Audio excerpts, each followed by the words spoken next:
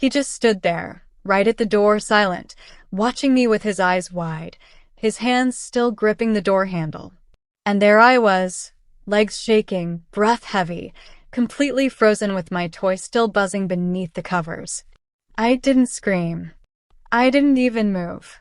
Because the most terrifying part wasn't that my dad walked in on me. It was that he didn't say a single word. He just slowly turned away and shut the door. That was the moment everything changed. And no, this isn't one of those fake stories people make up for views. I wish it was, but this happened, and it still haunts me. Because what happened the next morning, the conversation we had, the truth he told me about my mom, and the nights that followed, I wasn't prepared for any of it.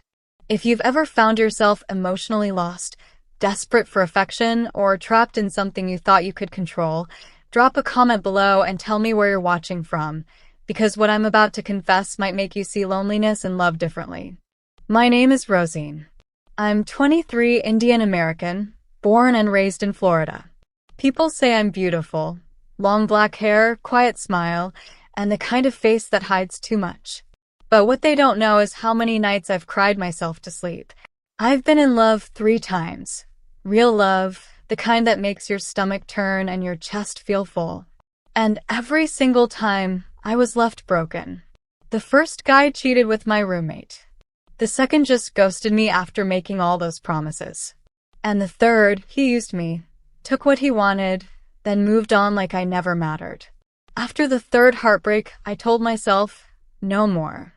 No more dating, no more trusting, no more getting my heart ripped open. I started building walls. But no matter how many walls you build, the loneliness always finds a way in. Some nights, I'd lie there staring at the ceiling, feeling like there was a hole inside me I didn't know how to fill. I wasn't looking for a man anymore. But sometimes I needed that feeling, that comfort, that warmth, you know. So I got myself something. A toy just for me. Something I didn't have to trust. Something that wouldn't leave me afterward. It wasn't about being dirty or anything. It was just survival. Until that one night. The night everything changed. The night my dad walked in. You know how people say time heals everything? I think they're lying. Or maybe they just never loved the way I did. My first real boyfriend was in college. His name was Jason. We met in chem class. He had this goofy smile and a way of making everything feel exciting. For a while, I thought I was living in a dream. But the dream turned into a nightmare when I found out he was sleeping with my roommate. Yeah, the same girl who used to help me pick outfits before our dates. I felt stupid, like I was the joke everyone else was laughing at. But I still forgave him. Dumb, I know. The second guy, Marcus, was different. He was mature, had a job, acted like he cared about my dreams. For a few months, I felt seen. Then one night, after spending the weekend at his place, I woke up to find him gone. Phone off. Social media wiped. That one broke something inside me. The third, Nathan. Smooth talker. Sweet on the surface. But deep down cold. He told me he wanted to marry me. Talked about babies, vacations, a future. And the moment I let myself fall, he took what he wanted, then disappeared. That was the last straw. I sat on my bathroom floor that night, shaking, not crying anymore, just empty. I wasn't angry. I wasn't even hurt. I was numb. That's when I made a decision. No more men. I didn't want to be someone's maybe ever again. But the human body doesn't forget. You can lie to your mind all you want, but your body, it remembers touch. So, I started doing something I never thought I would. I went online and bought a toy. It wasn't about lust. It was about control, about having something that was mine, just for those nights I needed to feel okay. I'd light a candle, lock my door, and let myself pretend for a few minutes that I wasn't completely alone. And that's exactly what I was doing the night my dad walked in. It was just another night. My mom had gone to bed early. I heard her bedroom door close. I waited a bit, made sure the house was quiet. I always locked my door. But that night, I guess I forgot. I turned off the lights, lit a candle like I usually did, grabbed my toy, and slid under the covers. I closed my eyes. I was starting to feel something, not just pleasure, but release, escape. And then I heard the door open. I opened my eyes, and there he was, my dad, standing there, frozen. His mouth parted a little, like he wanted to speak, but couldn't. His eyes weren't angry, just shocked, confused, maybe even sad. I panicked, pulled the blanket over myself so fast I almost knocked the candle off the table. But he didn't yell, didn't ask anything. He just stood there for a second, then backed out slowly and closed the door. And I lay there, heart racing, sweating, not from pleasure anymore, but from panic. My fingers were still trembling, not from what I was doing, but from what I knew was coming next, the shame, the questions. I didn't sleep at all that night. The next morning, he sat across from me at the table. For a moment, we didn't say anything. Then he cleared his throat and said, "Rosie, we need to talk." I felt like my stomach dropped. I stared down at my mug, waiting for him to call me disgusting or say he was disappointed. But that's not what he did. He asked me gently, "Why were you doing that?" I didn't know how to answer at first, but then I just said it because I was tired of being used, tired of being hurt. I told him about the guys, about how each one left a scar, how I didn't trust love anymore, and how the toy made me feel like I had some kind of control over my own body again. He looked at me, really looked, and he said, "I get it." I remember blinking, confused. "What do you mean?" I asked. Then he told me something I never expected. He said Mom had cheated on him, that he found out months ago. And since then, they hadn't been the same. They shared a house, a bedroom, but not each other. He said, "It's been 5 months since I've even touched her."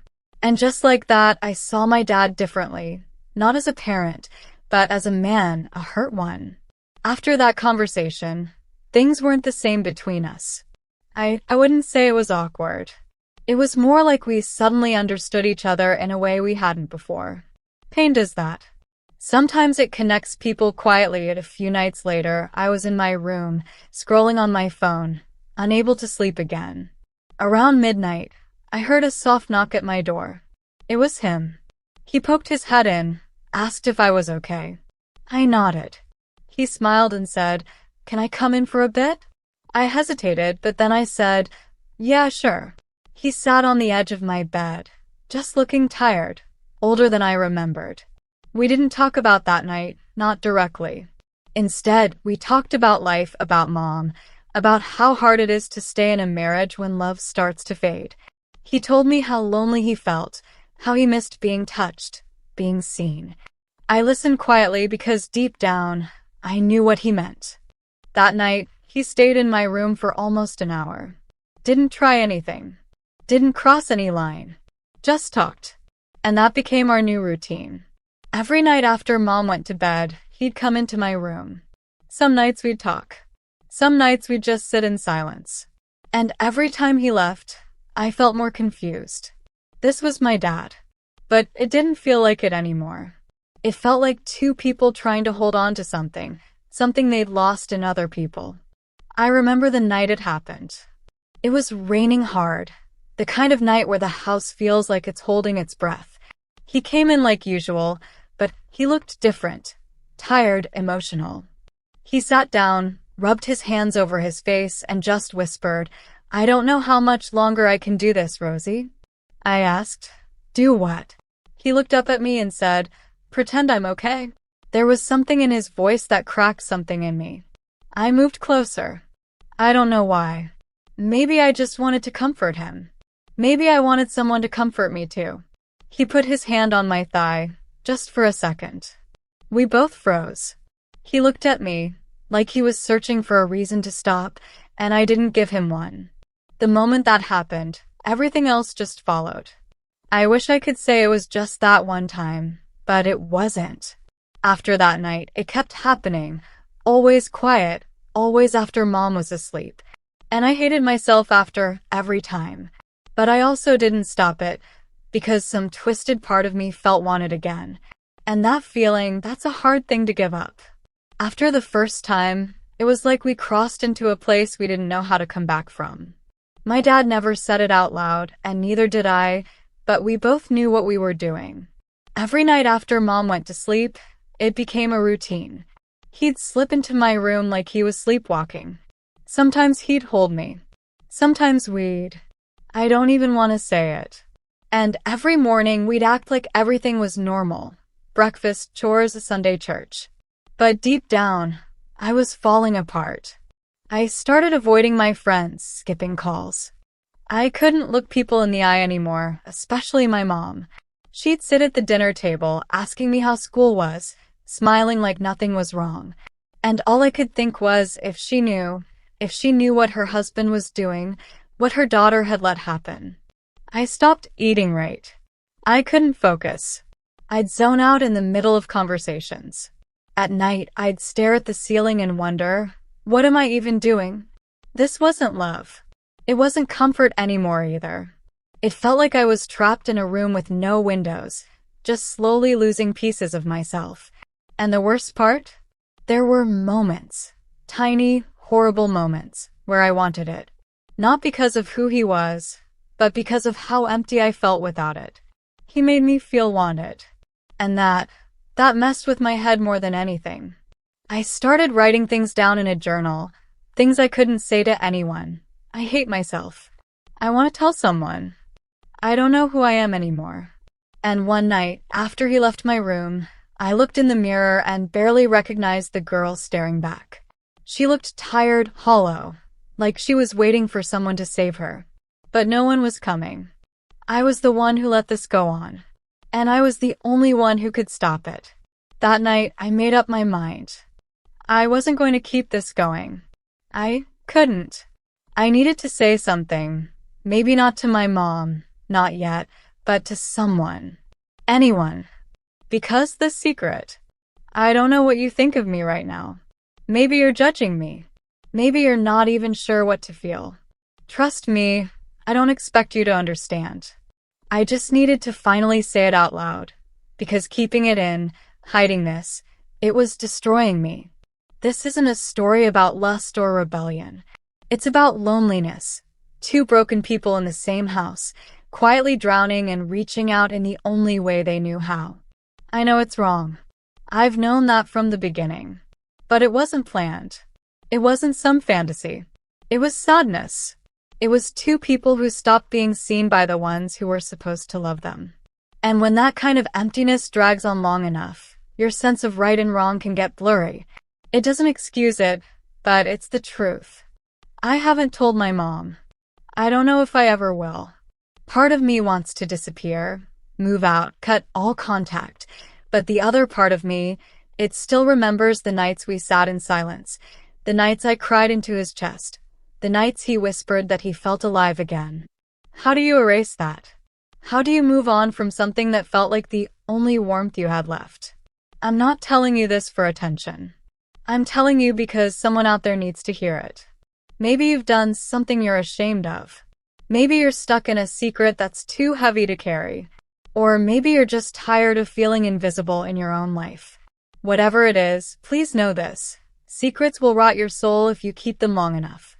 I don't know what I'm going to do next, but I know I can't stay quiet anymore.